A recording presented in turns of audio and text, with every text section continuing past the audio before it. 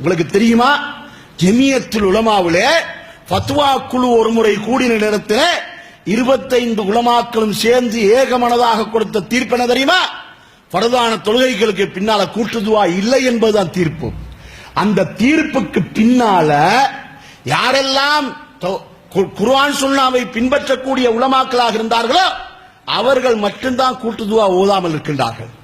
யாரெல்லாம் பித்அத்வாதிகளுக்கு பின்னால் இருக்கிறார்களோ அவர்கள் அன்று நாவளவிலே தீர்ப்பு சொன்னார்கள், பித்அத் என்று, கூடாதென்று, நபி வழிக்கு முரண் என்று. ஆனா அதற்கு பின்னால இன்று வரைக்கும் அவர்கள் கூட்டு துஆ ஓதிக்கொண்டிருக்கின்றார்கள். அந்த கூட்டு துஆ ஓதுவது யாருடைய திருப்திக்காக? மக்களுடைய திருப்திக்காக, நிர்வாக சபையுடைய திருப்திக்காக, ஊராருடைய திருப்திக்காக.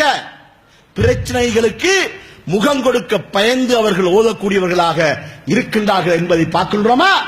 அந்த திருப்தி நமக்கு வேண்டாம். நமக்கு தேவை அல்லாஹ்வுடைய திருப்தி மாத்திரம்தான் என்பதை கவனத்தில் கொள்ள வேண்டும்.